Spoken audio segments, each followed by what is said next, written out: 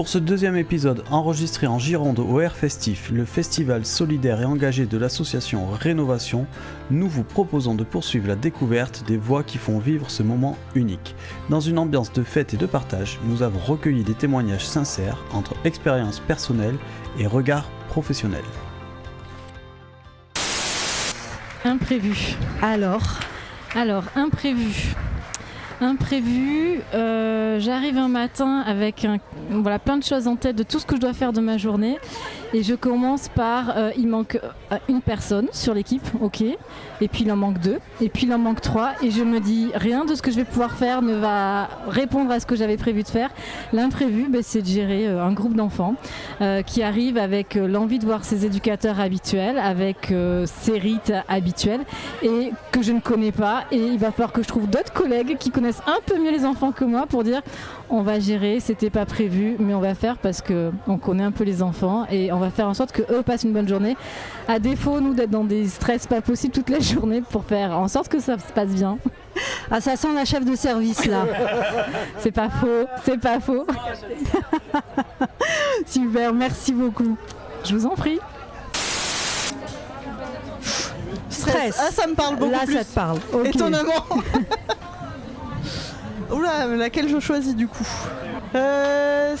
j'en ai une qui me vient en tête. J'ai un enfant de 8 ans qui m'a agressée et qui, dans sa colère, m'a agressé moi. Donc déjà, c'était pas facile. Mais après coup, a voulu agresser les autres enfants. Et du coup, gros moment de stress pendant un long moment sur une demi-journée, disons, et puis derrière, les jours qui ont suivi n'étaient pas forcément simples non plus. Ok. T'étais toute seule à gérer la situation ? Non, j'ai mes collègues qui sont venus m'aider et qui ont aussi géré le groupe au moment de mon agression. Mais j'ai pris le plus gros, quoi. Okay. On va dire. Bon, ouais, métier difficile. Ouais, pas toujours facile. Après, bon. Bon, merci Marine. Bonjour Mathéo. Bonjour. Alors, est-ce que tu as envie de nous raconter pourquoi tu es là aujourd'hui ? Je suis venue aujourd'hui pour aider les personnes qui viennent de l'ITEP Saint-Vincent dans leur vente. Je suis un des adolescents qui est sur l'unité adolescent qui se trouve là-bas. Ok. Du coup, je suis venue pour aider un peu, vendre et essayer de voir s'il y a des acheteurs potentiels. Super. Et comment tu trouves l'ambiance ? Ça va, elle est bonne. Ouais. Le fait qu'il y ait beaucoup de monde comme ça te stresse pas trop ? Ça me dérange pas du tout, je suis habituée. Et les gens qui sont venus à ton stand, ils sont sympas ? Oui, on a eu des personnes qui sont venues, très sympas, une connaissance qui est venue. Ok. C'est la première fois que tu viens ici ? Non, deuxième. C'est la deuxième fois, ok. Et t'en penses quoi ? Ça se passe bien. Ça se passe bien. Et ça te fait qu'est-ce que ça te fait à l'intérieur de venir sur ce genre ça me fait juste plaisir le temps que je peux aider. Ça te fait plaisir, ok. Et c'est super. Merci beaucoup pour ton petit témoignage.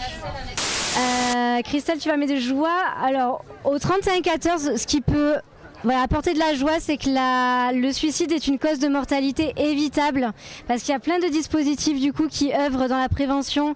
Le 31-14, les formations, l'association Rénovation, les lignes d'écoute, l'association SOS Suicide Phoenix, et donc plein de dispositifs qui font qu'on peut se sortir d'une crise suicidaire, avoir les soins dont on a besoin, et ça apporte de la joie parce que du coup le suicide n'est pas une fatalité, et c'est ce qu'il faut dire. Monsieur Glaise, bonjour. On a beaucoup entendu le mot engagement aujourd'hui. Comment vous, en tant que président du département, vous travaillez avec des associations comme Rénovation et comment vous les soutenez ?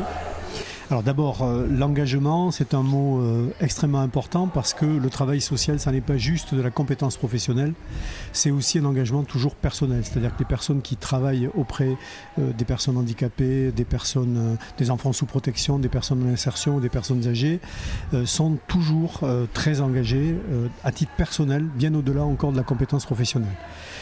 Nous aidons les associations, d'abord parce que nous les accompagnons sur un certain nombre d'établissements qu'elles peuvent gérer. Nous les accompagnons aussi, par exemple, sur la protection de l'enfance, sur de l'accompagnement à domicile, quand les enfants sont confiés dans des lieux, dans les familles d'accueil, chez des tiers dignes de confiance. Nous les accompagnons aussi sur toutes les actions autour du handicap, bien évidemment. Donc nous sommes présents à la fois sur les établissements, mais ensuite aussi sur l'accompagnement d'un certain nombre d'actions quotidiennes qu'elles peuvent accomplir pour les personnes qui sont en fragilité. Ok. Et en quoi, d'après vous, la culture permet d'accompagner ces personnes-là? Qu'est-ce qui est important d'après vous? Je pense que la culture, d'abord, c'est important pour tout le monde parce que les artistes, tous ceux qui produisent, quel que soit le média culturel qu'ils utilisent, c'est toujours quelque chose qui doit nous éveiller, qui doit nous ouvrir au monde, nous ouvrir à l'autre, nous permettre d'apprendre, de connaître parfois d'autres cultures, d'autres manières de penser, d'autres manières d'agir. Donc je trouve que cette ouverture-là, elle est absolument fondamentale pour tout le monde. Je pense qu'elle l'est aussi dans des contextes comme celui-ci parce que c'est un accès, ça doit être un droit universel pour toutes et tous. Or, on sait que parfois, certaines personnes en situation de handicap, en situation de fragilité, de rupture sociale, ne s'autorisent pas l'accès à la culture. Et je trouve qu'amener la culture précisément et démontrer la culture, c'est pour tous. Vous y avez droit, vous aussi, c'est un droit universel. N'hésitez pas, découvrez aujourd'hui, mais continuez ensuite à vous cultiver. C'est un beau vecteur pour pouvoir s'épanouir soi-même et s'émanciper. Et les professionnels qui sont engagés et dans un secteur aujourd'hui qui ne va pas super bien non plus, qu'est-ce que vous souhaiteriez leur dire ? Alors d'abord, je suis vice-président du Haut Conseil du Travail Social, donc nous avons beaucoup travaillé sur le livre blanc du Haut Conseil du Travail Social et nous avons recueilli la parole de 3500 travailleuses et travailleurs sociaux pour comprendre ce qu'ils attendaient aujourd'hui de l'évolution de ces métiers.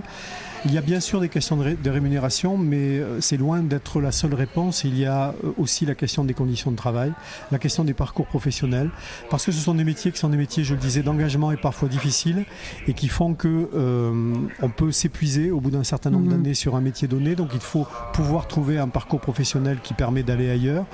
Il y a plein de sujets qui ont été amenés par les travailleurs sociaux pour essayer de garantir mieux l'attractivité de ces métiers. Nous avons besoin aujourd'hui de recruter dans les métiers du travail social et pour cela il faut retrouver les modalités de l'attractivité de ces métiers. Donc ce livre blanc, il a vocation à être porté au niveau du gouvernement et de l'Assemblée nationale et du Sénat pour changer éventuellement un certain nombre de choses. Le problème, c'est que nous attendons un peu de stabilité pour faire en sorte que nous puissions enfin porter les recommandations de ce livre blanc qui ont été présentées à plusieurs reprises à plusieurs ministres, mais qui n'ont toujours pas trouvé des réalisations concrètes jusqu'à présent. Donc nous sommes très très demandeurs au niveau de ce Conseil pour enfin que les mesures et les préconisations soient appliquées. Bon, on croise les doigts pour que ce soit fait. Ouais. Ce festival, en un mot pour vous ? Joie. Je pense que c'est un plaisir partagé entre toutes et tous. C'est de la joie, quelle que soit notre situation, quel que soit notre parcours. Nous pouvons partager cette joie ensemble. Et ce partage-là, c'est peut-être le deuxième mot, partage qui me semble absolument essentiel, avec de très belles rencontres toujours dans ces festivals. Merci, Monsieur Glaise. Merci beaucoup. Merci à vous. Alors, ton prénom ? Matt. Ta carte, c'est ? La colère. Une anecdote sur la colère ? Ouais, carrément. Bon, la colère, c'est facile, hein, c'est ce qu'on a tous les jours à l'ITEP, donc voilà, je sais pas. Alors qui c'est qui est en colère, c'est toi ou les gamins ? Les enfants. Après, nous aussi, parfois, on peut, en fonction de... Pas forcément contre les enfants, mais peut-être des fois contre les décisions qui sont prises ou autres. Mais... Quel genre de décision ? Là, comme ça, j'en ai pas, mais ça fait longtemps que j'ai pas été en colère. Mais... Bon, ça va alors. Bonne ambiance au taf ? Ouais, bonne ambiance. Ouais. On est à côté de personnes, nombreuses personnes pas mal assises comme ça à la main levée. Il y a combien de travailleurs sociaux là, vite fait ? Benjamin. Ouais, en fait ils sont nombreux. Moi j'ai juste une petite question comme ça. Alors moi je suis moi-même travailleur social. Vous n'avez pas l'impression de justifier un peu le discours de droite qui dit que les travailleurs sociaux sont vraiment payés à rien foutre ? Ah bah là actuellement ouais. Non, c'est sûr. Et la petite bière là, c'est sur le temps de pause ? Pour les gamins. Tout à fait, nous on avait un stand de nourriture là. Super. Ok, en tout cas c'est vraiment une image fidèle à ce que les autres peuvent imaginer quand ils ne viennent pas un petit peu au contact de nos métiers. Merci beaucoup. Merci à vous. Alors on est au stand de l'IRSA et on est avec Emmanuel. Sexy. Et tu dois nous raconter une anecdote sexy en lien avec ton travail. En lien avec mon travail. Mon travail, est-ce qu'il est sexy Alors qu'est-ce que tu fais Alors moi je vais dire d'abord ce que je fais. Effectivement, on va commencer par là. Moi je suis assistante de direction. Ok. Donc au siège de l'association IRSA depuis plus de 15 ans. Ok. Et je gère aussi le site La Villa Montfort au Cap Ferré. Ok. Et ça c'est sexy. Bah ouais. Ça c'est sexy, il n'y a pas à dire. C'est un site qui est extraordinaire, dans les pins. Qui a une capacité d'accueil de 24 couchages. On peut faire plein d'activités, du vélo, prendre le petit train, faire la traversée du bateau, par le bateau jusqu'à Arcachon. C'est un site paisible. Cap Ferré, c'est sexy. Et voilà, et donc c'est sexy. Et du coup, comment ça se passe si on a envie d'aller à la Villa Montfort du Cap Ferré? Alors c'est très simple. Il suffit simplement soit de QR coder des plaquettes, d'aller voir sur notre site internet www.irsa.fr. Vous avez toutes les informations. Il y a les coordonnées du siège. Je suis disponible, il n'y a pas de souci pour renseigner. Pour accompagner aussi, je peux faire des accueils, il n'y a pas de souci. On a un gardien quand même sur place, mais voilà. Super, mais merci Emmanuel. Donc voilà, si vous voulez passer des vacances au Cap Ferré dans un endroit hyper sexy, vous appelez l'IRSA et vous demandez Emmanuel. Merci beaucoup. Merci. Je vois que vous avez regardé notre t-shirt. Ouais. Bonjour. Bonjour. Votre prénom? Marilyn. Qu'est-ce que vous faites ici, Marilyn? Je suis venue avec mon association. Ok. C'est un deuxième groupe d'entraide mutuelle, le kiosque 12 à Libourne. D'accord. Et qu'est-ce que vous faites dans ce groupe? Eh bien, en fait, bon, c'est ouvert, ça va faire plus de 20 ans maintenant, sans vouloir faire ma pub, je suis là depuis les tout débuts. En fait, c'est un lieu ouvert à tous, quoi, handicapés ou non, victimes. Bon, sauf malheureusement les personnes à mobilité réduite, parce qu'on n'a pas le local ni pour un passage de fauteuil. Mais autrement, on peut venir. On va là-bas quand on voilà pour pas être seul, pour rencontrer du monde, discuter.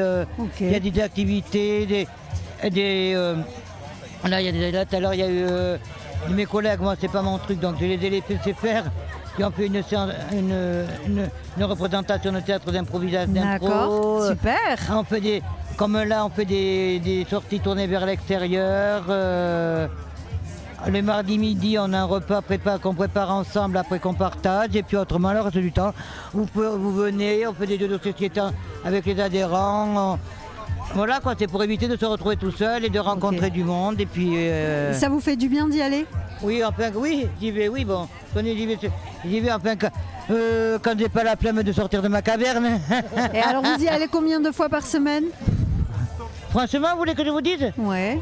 Là, je suis venu, ça va faire 3 jours de suite parce que bon, on a eu 2 sorties, une là aujourd'hui à Palmer et une hier à La Réole pour rencontrer notre gemme. Autrement, j'y vais vraiment quand je me dis tiens, si j'y vais une fois par semaine, 2 à 3 fois par mois, c'est le bout du monde quoi. On nous a envoyé directement vers vous en nous disant ce monsieur a des anecdotes à raconter. Pour Babillage Social, le podcast du social et du médico-social. Moi je suis vieux, moi là, je n'ai pas grand-chose à raconter. L'expérience est là. Ah bah non, c'est tout, que vous dire que c'est le 10e anniversaire. Et donc qu'on a vu grandir ce festival pendant 10 ans donc. Et que ça fait extrêmement plaisir de voir de plus en plus de partenaires autour de ce rocher de Palmer, que tous les ans, quand on commande le beau temps, il est là. Super. Voilà. Alors on nous a dit que la première année, non. Ah, la première année, ça avait... Oui, alors l'anecdote, on était avec nos petits barnums d'amateurs, on était accrochés à 13h sous l'orage qui passait et ça démarrait à 13h05 et le soleil est arrivé et voilà, et c'était parti pour 10 ans comme ça. Donc voilà, mais sinon c'est que du bonheur, tout le monde se retrouve, les gens qui ne se voient que pour les professionnels notamment, qui ne se voient que pour des réunions le reste de l'année, qui se croisent pour des sujets très précis, là se voient beaucoup plus tranquilles autour d'une buvette, autour d'un stand. Et que le mélange usager, bénéficiaire, professionnel, bénévole, ça c'est de la magie constante. Donc que du plaisir. On vous propose et les absents ont tort. Voilà. Mais carrément. On vous propose un petit jeu. Ouais. Vous devez piocher une carte et en fonction du thème, nous raconter une petite anecdote. Peur. Je vais pas. J'aurais la peur de la météo, effectivement, qui 15 jours avant, vous regardez en se disant c'est pas possible. Donc il y a cette peur-là. Il y a la peur de la. Ça passe où là, ce que vous êtes en train d'enregistrer? On n'est pas en direct, vous enregistrez. Non, vous n'êtes pas en direct. De la commission de sécurité qui passe la veille après-midi, voire le matin, avec quelques risques électriques, quelques ajustements de dernière minute qui peuvent faire que la manifestation pourrait être annulée, voire réorganisée en urgence. Il y a les années Covid qui ont été pas tout à fait simples, voilà, mais sinon pas d'autres peurs, non, j'en vois pas en tout cas. Et ce festival, en un mot? Du partage. Super, voilà. Merci beaucoup. Merci beaucoup. Sans cesse renouvelé. Merci beaucoup. Merci beaucoup.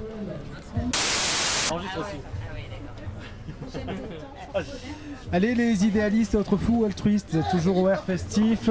C'est vraiment la teuf à côté. Il y a des jeunes qui courent, il y a vraiment tout ce qui se passe bien. On est avec trois membres de personnel, des éducs, non ? Psychomote, assistante de service social, infirmière. Là du coup aujourd'hui, vous l'avez vu, on essaie de faire un petit podcast autour du travail social. Moi j'ai eu la sensation que c'était un petit peu le monde des bisounours. J'ai pas vu un gars méchant, pas une insulte, même pas un gréviste finalement. J'ai envie de dire, c'est quoi le secret ? Pour ma part, je dirais que je pense que voilà, il y a encore un peu d'amour du métier, de l'engagement et d'envie de vouloir encore aider les gens malgré des conditions de travail certes qui sont je trouve catastrophiques aujourd'hui, mais voilà, il y a quand même des patients, il y a encore de l'humain et je trouve que c'est hyper important les journées comme aujourd'hui et je pense que, enfin pour ma part en tout cas, c'est aussi pour ça qu'on est volontaire sur ces journées comme ça. Merde, c'est beau quoi. Et de faire vivre aussi une association comme Rénovation qui défend aussi des valeurs qui restent encore très très actuelles aujourd'hui dans le domaine de la santé mentale. Voilà. On en parle beaucoup, mais c'est vrai que c'est très important encore plus aujourd'hui en ce monde-là. Ouais, va falloir faire mieux. C'est dur, la barre est haute. Ouais. Non, mais j'allais parler de l'association Rénovation aussi. Je pense que ça, c'est aussi une des raisons qui fait qu'il y a du monde qui s'engage. Je pense qu'effectivement, c'est une association qui reste quand même globalement assez bien traitante, humaine, tournée quand même vers le bien-être à la fois des patients et à la fois des personnes qui travaillent dans l'association. Donc je pense que ça participe au fait qu'on puisse être très nombreux là pour défendre les valeurs de l'association. On est vraiment tombé encore sur des idéalistes et des fous altruistes, quoi. C'est terrible. Là, ouais. Nico, je pense que tu vas trouver personne qui va te dire que pas un méchant, ça me fait chier d'être rien. ici. Il fait chaud, on est en plein cagnard. J'ai juste envie de rentrer chez moi. Même pas un gréviste, même pas un gréviste. Trop engagé. C'est une forme de manifestation finalement. Ah, ouais. On a quelqu'un qui a un avis. Madame, ton prénom? Léa. Alors vas-tu me faire le plaisir d'être celle qui vraiment va casser le truc? Je vais suivre la même couleur que mes collègues. Non mais c'est que moi je me suis posé la question, aller faire la manifestation ou venir ici, et je me suis dit finalement aujourd'hui je vais venir pour une autre forme de manifestation qui vient soutenir le travail de lien et de partenariat, et donc ouais, ça avait du sens pour moi d'être ici autant que d'être en grève à côté. Voilà. Super, merci beaucoup. Merci. Ce deuxième épisode se termine, mais les voix du Air Festif continuent de résonner. Merci à toutes celles et ceux qui ont accepté de partager leur vécu avec nous. On se retrouve dans le prochain épisode pour découvrir d'autres regards sur ce festival solidaire.